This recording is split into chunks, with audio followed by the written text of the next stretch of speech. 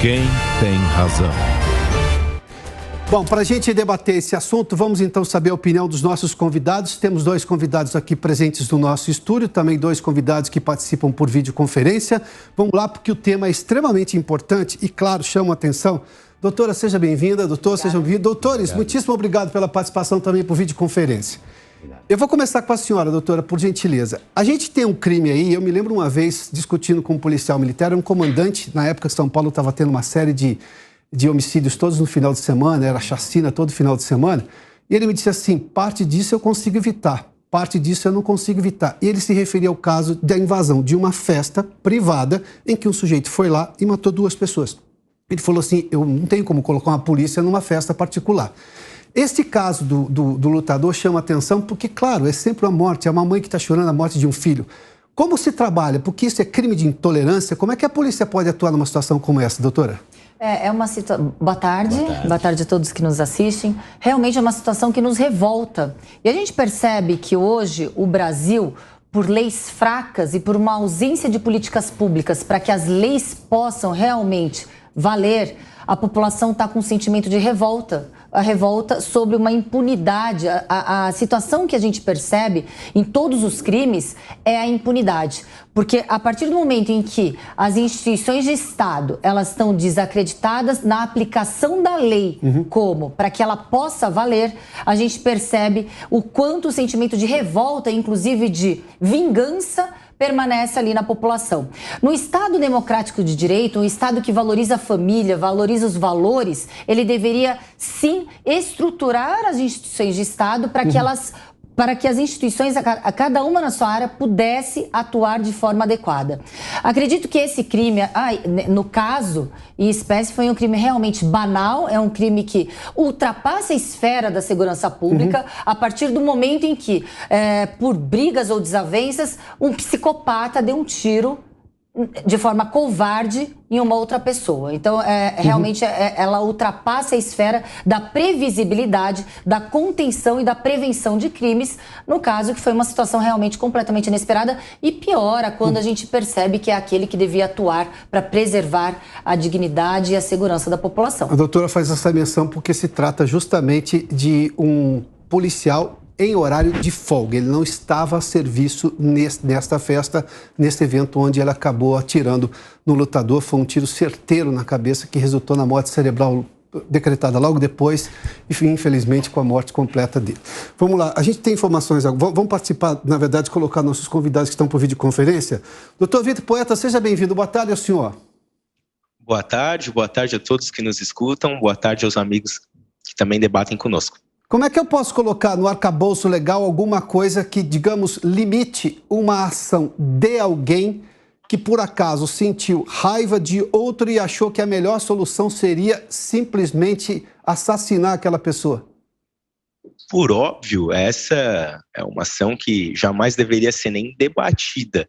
Alguém que sente raiva por outrem e, por causa disso, de forma banal, saca sua arma, sua pistola e vem a atirar contra outro, a gente não deveria nem chegar a discutir. Ainda mais quando se trata de uma pessoa que teve uma formação policial, que é um policial, por mais que esteja de folga, deveria preservar pela integridade física dos outros, pela segurança do local, mesmo que de forma indireta, porque é dever dele, e não por causa de uma briga ou por algo pequeno, insignificante, de uma forma torpe ou fútil, acabe sacando de sua pistola e tirando a vida de outra pessoa. A gente tem que ter um controle, talvez institucional, também de forma mais forte, mas sempre devendo prevalecer a vida em si.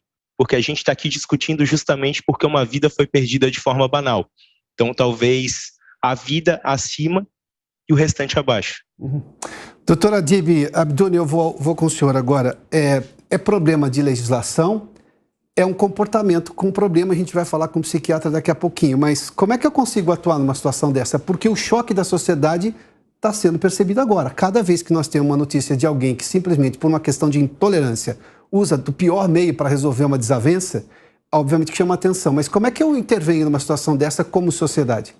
Sociedade, eu entendo que Nós temos aí, como a doutora Raquel até disse, nós temos precisa ter um avanço na legislação. Nossa legislação ela tem suas falhas, né? Nós temos aí todo um procedimento, uma burocracia que é feita no processo, que se não a pessoa não conseguir fazer a investigação de forma concreta, real e com validade, ela pode ser anulada. Então, é um crime contra a vida. Já está aí praticamente demonstrado que essa pessoa foi violenta, ela utilizou de forma fútil, né?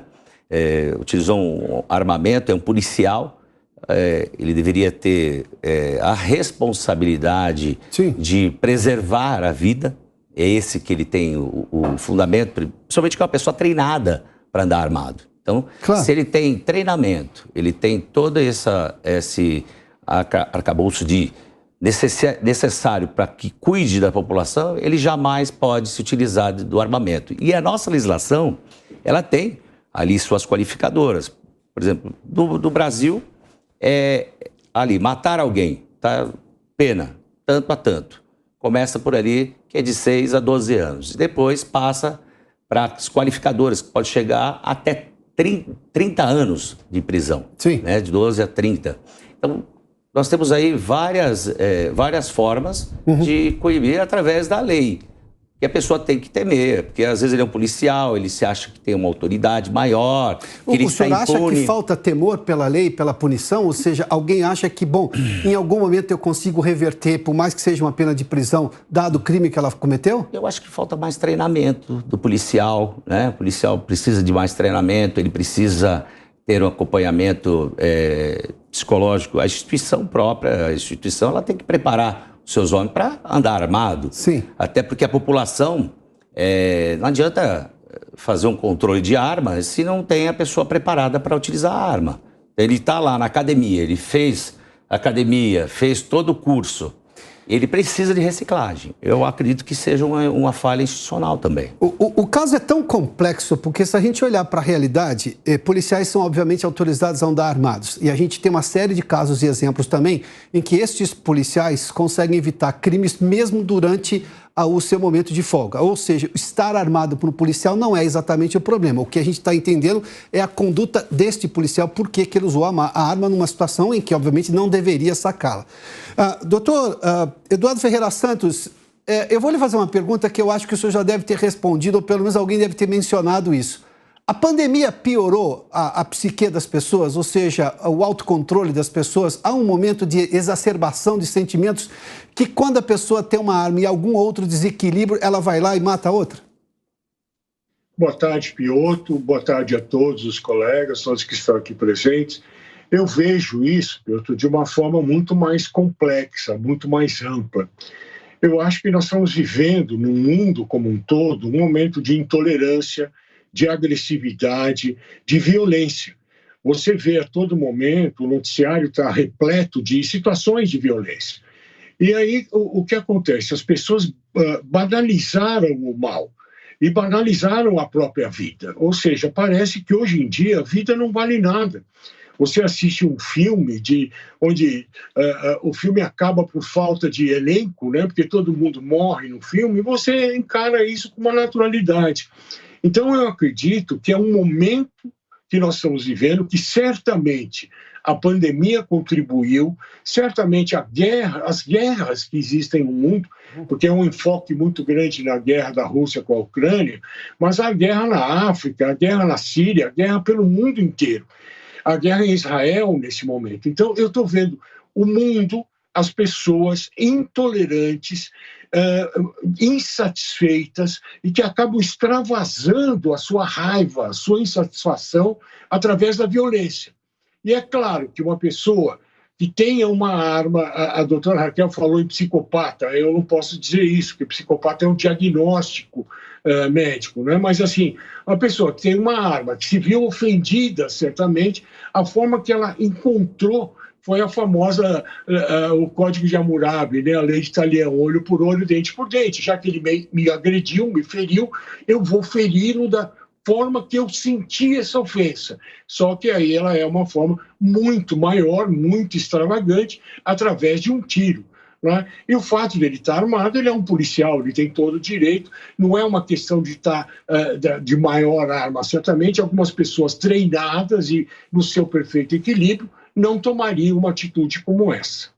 Tá. Doutora Raquel, eu vou então à questão do treinamento que foi levantada aí pelo doutor Eduardo e também pelo doutor Adib. A senhora acha que falta treinamento? Porque eu tenho que também fazer uma conta entre casos, o que é exceção e o que é regra. Especificamente nesse caso de policiais, isso é regra, policiais usando de forma equivocada a arma que ele tem direito a portar, mesmo no momento de folga? Perfeita colocação, Piotr. A partir do momento em que um policial comete um ato errado ou alguém comete um ato errado, a tendência é generalizar como todos fossem errados. A Polícia Civil do Estado de São Paulo, através do governo, realmente o governo do Estado de São Paulo, ele não proporciona treinamento adequado, necessário, mas os policiais gastam do próprio bolso. Inclusive, eu sou um exemplo, eu gasto do meu bolso e vou periodicamente treinar a ponto de ter o uso e a contenção e realmente todo o manuseio e o preparo não só físico como psicológico adequado para a situação de risco, para situações realmente inesperadas. Então, colocar a culpa na ausência do Estado ou na ausência de despreparo do Estado em treinar o seu policial, talvez não seja o caso, porque ali é um caso concreto e que a maioria dos policiais não tem o treinamento adequado, buscam o seu treinamento e não ficam aí praticando crimes e matando pessoas. A situação ali está em investigação, mas independentemente da razão que deu ensejo, a gente não pode inverter, dando justificativa para um ato criminoso. Aquele ato realmente covarde, cruel, criminoso, não existe nada que justifique alguém tirar a vida de outro. Então, o que a gente percebe ali é uma situação, concordo com o doutor, eu concordo com o doutor Adib, também que a sociedade está realmente muito doente a partir do momento em que a intolerância e a revanche e a vingança tendem a permear a partir do momento em que o Estado não está protegendo a população da forma adequada. O Estado deixa a população completamente desprotegida à mercê da criminalidade, dos bandidos. Ali a gente está falando de um caso realmente completamente aleatório, não previsível, em que o despreparo de um policial, o crime de um policial não pode contaminar e nem generalizar todos os policiais que ali honram o seu juramento de proteger a população e combater o crime. Doutora Raquel, doutora Adib, a doutora Raquel fez menção, doutor Vitor, quero ouvi-lo também, porque agora nós estamos entrando, quando a gente fala do Estado, o que as pessoas mais repetem com muita frequência é: a polícia prende, a justiça solta. Isso é uma coisa que é muito forte. A gente teve um debate aqui na semana passada, entre juristas, em que eles olhavam justamente para as cortes superiores em Brasília, que iam de forma contrária a uma decisão de Tribunal de Justiça dos Estados. Ou seja, eu tenho a polícia ainda em boa conta por parte da população. Quando ela diz a polícia prende e a justiça solta, o problema está na justiça. Quando eu falo Estado, eu suponho que a gente está imaginando no poderio das leis e da forma de punir alguém, para alguém, obviamente, não se sentir sem nenhuma razão para temer a lei. Dá para mexer nessa lei de forma dura? E como que se mexe? Porque é preciso uma lei mais severa ou eu preciso mudar o comportamento de decisão de juiz e corte superior? Olha, na verdade, nós temos as decisões. Ela só é anulada com toda a legislação que ela conflita com a Constituição Federal, ou seja, quando não respeitou a Constituição Federal nas instâncias inferiores, acaba indo a Brasília e tem aí uma nulidade. Às vezes, acaba soltando aquele indivíduo por conta de algum trabalho que foi feito, passaram por cima da regra constitucional. Agora, é lógico que se fizermos uma mudança na legislação, porque a maioria dos políticos que estão dentro do Congresso não são nem juristas, eles nem têm conhecimento de lei. Então, eles têm dentista, tem advogado, tem médico, tem de vários segmentos que não entendem nem por que estão ali, não entendem de legislação, e ele se preocupa muito mais com a política ao invés da legislação, que é o parlamento. Nosso parlamento é o que faz as leis. Então, tem que fazer lei mais rígida? Sim. A nossa Constituição, por exemplo, ela proíbe, por exemplo, a pena de morte. O senhor seria favorável a isso? Eu seria favorável, sim, se nós alterarmos a nossa Constituição. Tem que alterar a Constituição. Tá, depende de alteração constitucional, mas o senhor é favorável? Eu sou favorável uma pena capital com pena de morte? Pena de morte, desde que elas acompanhem a mesma técnica que é feita nos Estados Unidos. E qual é esse diferencial? Diferencial que ela vai ter a apuração, tem os crimes que são puníveis à pena de morte, está evidentemente comprovado que aquela pessoa ela não vai não vai se regenerar ou ressocializar. Tá bem. E essa pessoa não pode ser devolvida para a sociedade. Então, Vitor, vou ao senhor agora, porque nós surgimos agora com a questão de aumentar a punição. Hoje no Brasil ninguém pode ficar preso por mais de 30 anos. A outra alternativa é quando a pessoa tem uma doença mental, obviamente que verificada por peritos, e aí ela fica no hospital penitenciário também. Ou seja, ela continua presa até que tenha, por exemplo, um laudo que a torne possível de ser levada novamente à sociedade. Mas, doutor Vitor, qual a sua opinião? O senhor acha que é preciso aumentar a legislação e chegarmos ao ponto de termos também este caso de pena capital, ou seja, de pena de morte? Bom, primeiramente, faço do doutor as minhas palavras. O nosso legislativo ele é muito despreparado para quando a gente fala em políticas criminais e em leis, estritamente falando. São pessoas que às vezes não têm o discernimento, o conhecimento necessário para legislar sobre aspectos muito, muito contundentes na sociedade. Por isso que a gente acaba vendo tanta barbaridade do legislativo. E o judiciário, ele está atinente a aplicar o que o legislativo legislou. Então, por isso que vemos tantas nulidades, chega em Brasília, mas solta, os ministros soltam e tudo mais. É só um reflexo. Quanto às penas mais duras, ou a própria pena capital, a pena de morte, o nosso artigo 5º da Constituição, lá no seu inciso 47, ele prevê que não haverá penas aqui no Brasil de morte, salvo em caso de guerra declarada, de caráter perpétuo, as penas, a prisão perpétua, que a gente costuma falar, de trabalho forçado, de desonamento, nem pena cruel. Então, de fato, necessitaria, sim, de uma nova constituinte, uma alteração constitucional, porque isso é um direito, é um direito fundamental, uma garantia fundamental do cidadão. Então, só dessa forma. Porém, acredito que não é o que vai resolver o problema de violência no Brasil, e sim a política pública. Nos últimos anos, inclusive, muitos países eles vêm retirando a pena de morte, a pena capital das suas leis. Eles estão fazendo a substituição dessa modalidade para outros tipos de pena. Desde 2017, por exemplo, que faz menos de 5 anos, mais de 140 países desistiram de aplicar a pena de morte nos seus sistemas penais.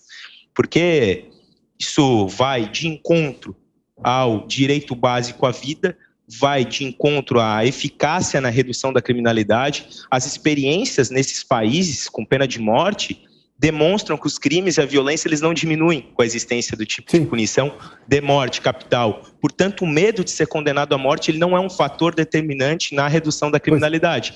E os exemplos práticos são geralmente o tráfico de droga na Tailândia. Brasileiros, inclusive, que sabem disso, acabam sendo presos por lá.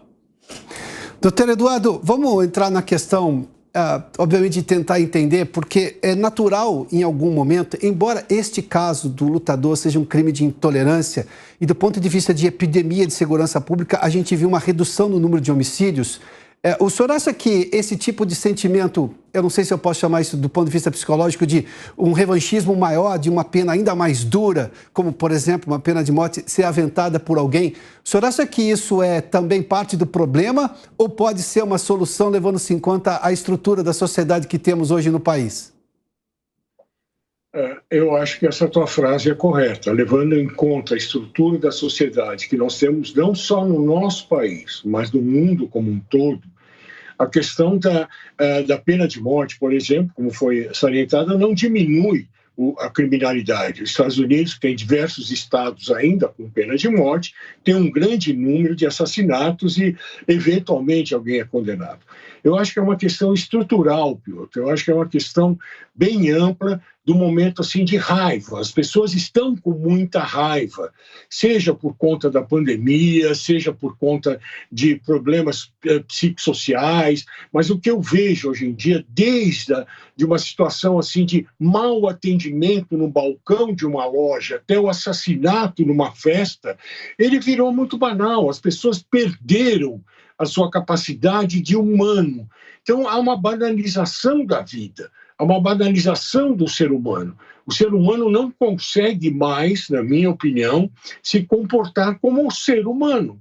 O ser humano se tornou um predador, um caçador, com raiva. Você percebe nas pessoas essa forma raivosa de se manifestar, e a arma na mão é fácil que a pessoa use essa arma, use uma faca, ou enforque o outro. Ou seja, há inúmeras formas que as pessoas usam para extravasar a sua insatisfação, a sua raiva, a sua forma de viver oprimido. Ele se sente oprimido, portanto, uma forma de vazar isso. Não é uma questão policial, não é uma questão judiciária, eu acho que é uma questão humanística. Por isso, na votação, eu colocaria educação, uma educação daquelas muito mais ampla, que vai além de se ensinar português e matemática, mas uma educação moral mesmo, uma educação de valores humanos. E isso está meio perdido, ou muito perdido, atualmente na nossa sociedade como um todo, não só na brasileira, como na mundial, como você pode observar pelo que acontece pelo mundo todo. Demetrios, por gentileza, coloca a pesquisa novamente, porque eu vou fazer uma última pergunta para cada um dos nossos entrevistados. A gente colocou 3 opções aí. Então, por exemplo, para você evitar crimes de intolerância que resultem em mortes violentas, a gente colocou leis e penas mais duras, 67%. 29% diz que é uma educação, inclusive essa moral, como fez aí menção o doutor Eduardo. E 3,51% apenas mais controle de armas. Senhores, eu tenho mais 2 minutos de debate, eu vou dar 30 segundos para cada um apontar. Pode ser uma dessas ou qualquer uma outra, do que fazer num primeiro momento para a gente tentar evitar ou pelo menos conter esse tipo de crime de intolerância radical, como a gente vê, que resulta em morte violenta. Doutora Raquel, começo com a senhora, por gentileza. O Estado ele tem que dar exemplo, ele tem que dar segurança e credibilidade da sua atuação para a população, para que ela não se veja à mercê da criminalidade, desprotegida e vulnerável. O sentimento de vingança, de revanche, vem a partir do momento em que o Estado não proporciona essa segurança. O exemplo é aqui o Estado de São Paulo, que hoje a população está completamente abandonada ao crime, com medo, amedrontada por uma ausência do Estado em políticas públicas de estruturar as forças de segurança pública. Doutora Adib, qual a sua sugestão? A minha sugestão vai até de encontro com ao que a doutora Raquel falou, mas ainda complemento que a nossa legislação, ela necessita aí de técnicos, pessoas habilitadas dentro do Congresso, que produzam leis mais severas. Eu entendo sim que há necessidade de o cárcere ter critério para quando prender, não prender se não há risco à sociedade, coloca uma tornozeleira ao invés de deixar preso, mas aquele que cometeu homicídio, está claro, é o que está evidente, ele tem que ficar encarcerado, não pode estar na população, não pode estar na sociedade aí transitando normalmente. Doutor Vitor, na sua opinião, 30 segundos por gentileza, o que pode ser feito para tentar conter esses crimes de intolerância radical que resultam em mortes violentas? Bom, concordo com o tema de qualidade legislativa, esse é um ponto a ser frisado, porém, acredito que, sem sombra de dúvidas, política pública e educação. A educação é a base de tudo, é a base de toda e qualquer sociedade civilizada. Então, acredito que para que a gente possa ter um resultado lá na frente, tudo começa com a educação e, posteriormente, com política pública. Eduardo, a gente viu que a expressão educação já foi citada mais vezes aqui. Por gentileza, na sua opinião, o que é possível ser feito? Eu acompanho o relator, acompanho o doutor Vitor, e acho que realmente é uma questão de educação.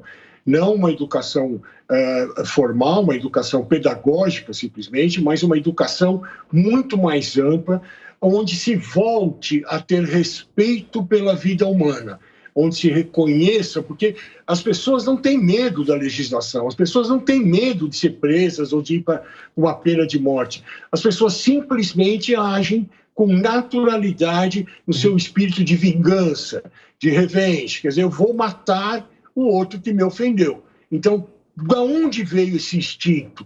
Ele aprendeu isso. Ele aprendeu que é olho por olho, dente por dente. Então, a educação, ela é a base da formação da nossa humanidade. Acima de tudo, ensinar o ser humano, desde pequeno, em casa e depois na escola, que ele é um ser humano e que é importante que ele respeite outros seres humanos. Doutor Eduardo, obrigado. Doutora Raquel, obrigado. Doutora Dive, obrigado. Doutor Vitor, mais uma vez, obrigado pela participação nesse debate.